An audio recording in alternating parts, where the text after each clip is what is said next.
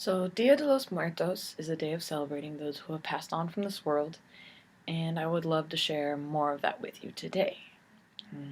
It's important for me to celebrate my Hispanic heritage and inform you a little bit more about my culture. Dia de los Muertos, also known as Day of the Dead, is a huge part of the Hispanic culture. It is a time to celebrate and welcome our loved ones who have passed on from this world and this life. Um, As you can see, I have a Dia de los Muertos tattoo, so it is a very, very big part of me.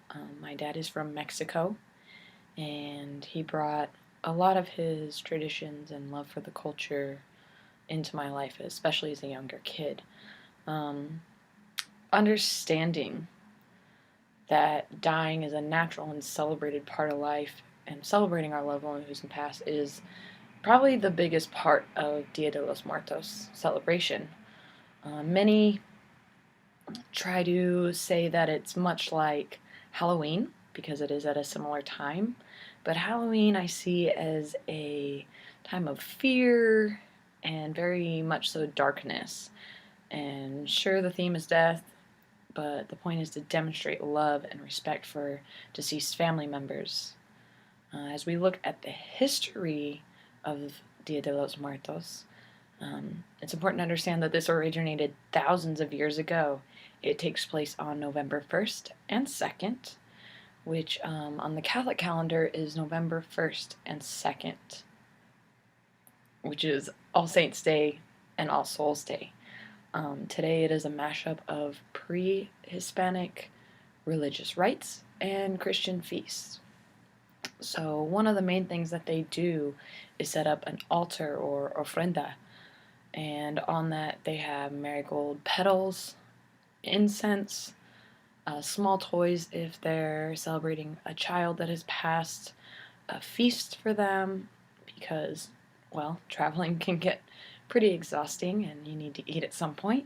They also set up a candle and, if they have one, a photo of that family member who has passed. The marigold flower petals are a way to allow the family member to find a path in between the altar and their gravesite. So usually the petals are put in between, almost as if you were hiking and you left an X on a tree. It's your way back to your peaceful spot, to your safe point. So looking a little bit into the symbology of the Dia de los Muertos skull, or calavera.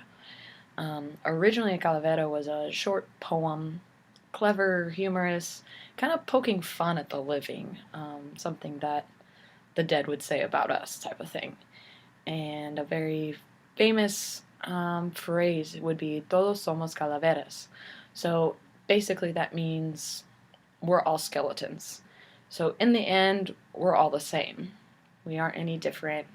Doesn't matter what your heritage is, and death is a neutralizing force. So it doesn't matter whether you're rich or poor, old or young. Eventually, we all pass.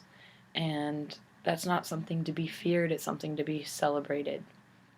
As we look a little bit at rituals for this special day, one that is very much so still a part of the pride in this day is cleaning the grave sites and decorating the grave sites.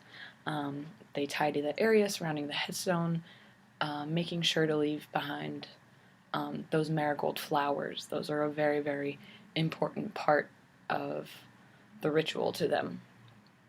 There's also what is called a Catrina parade, and originally the sugar skulls or the Dia de los Muertos skulls were fabricated based on a woman named Catrina, and most of the girls in the parade will do the full makeup to basically look like a Catrina skull. Another huge part of what they do is sharing stories. You have to remember, this is a time of celebrating life and death, and it is said that the deceased would rather not be remembered somberly, but cheerfully. So that is a huge part of it as well. In conclusion, Dia de los Muertos is a beautiful time of the year to celebrate life and death and to understand that the cycle is something natural and to be respected and remembered for the living and the dead.